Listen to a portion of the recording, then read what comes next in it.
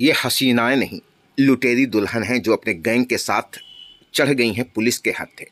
जी हाँ, हम बात कर रहे हैं लुटेरी दुल्हनों की।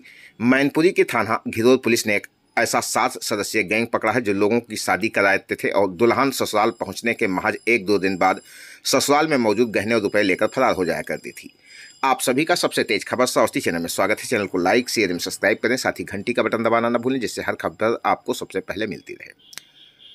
ये गैंग मैनपुरी में लगातार लोगों को अपना शिकार बना रहा था और इस गैंग में उत्तर प्रदेश के कई जिलों के लोग शामिल थे, जिनमें 5 महिलाएं और 2 पुरुष हैं। इस गैंग के लोग पहले गांव में रैकी करते थे और देखते थे कोई शादी करने का इच्छुक व्यक्ति अगर मिलता है तो उसे कहते थे कि हमारी जानकारी में एक लड़की है, उससे शादी करा देंगे, लेकिन उसके एवज में हमें कुछ पैसा चाहिए।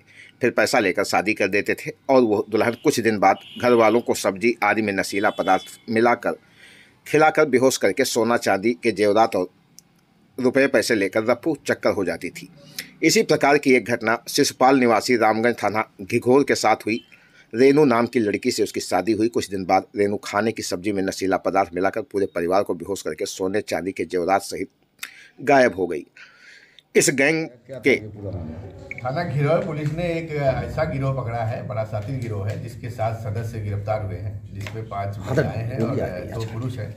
इनका काम था कि ये गांव में पहले रैकी करते थे और कोई शादी का इच्छुक व्यक्ति मिल जाता था तो उसको कहते थे कि मेरे जानकारी में एक लड़की है और मैं तुम्हारी शादी करा दूंगा, लेकिन इस शादी की एवज में हमें कुछ पैसा चाहिए। इस तरह से इन्होंने एक आदमी को, शिशुपाल नामक व्यक्ति जो रामगंज थाना घिरोर का था, उससे एक रेनू नामक लड़की की शादी कराई और शादी के कुछ दिन उसके एवज में उन्होंने 80,000 रुपया भी लिया शिशुपाल से। और उसके बाद जब शादी होके वो घर गई, कुछ दिन रही, 3-4 दिन रही, उसने फिर पूरे परिवार वालों को खाने की जो सब्जी होती है उसमें कुछ पदार्थ मिला दिया, जिससे सारा घर बेहोश हो गया और वहाँ का जो भी जेवरात, सोने चांदी का जेवरात था, सब लूट के वो लेके चली गई वहाँ से।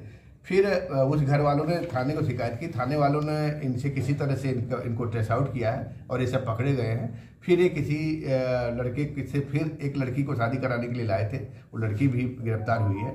तो ये देखा जाए तो एक तरह से लोगों को ठगी करके झूठा झांसा देकर शादी कराते हैं और शादी के बाद घर में लूटपाट करके फिर वो लड़कियां जो है भाग जाती हैं। इस तरह से एक लुटेरी दुल्हन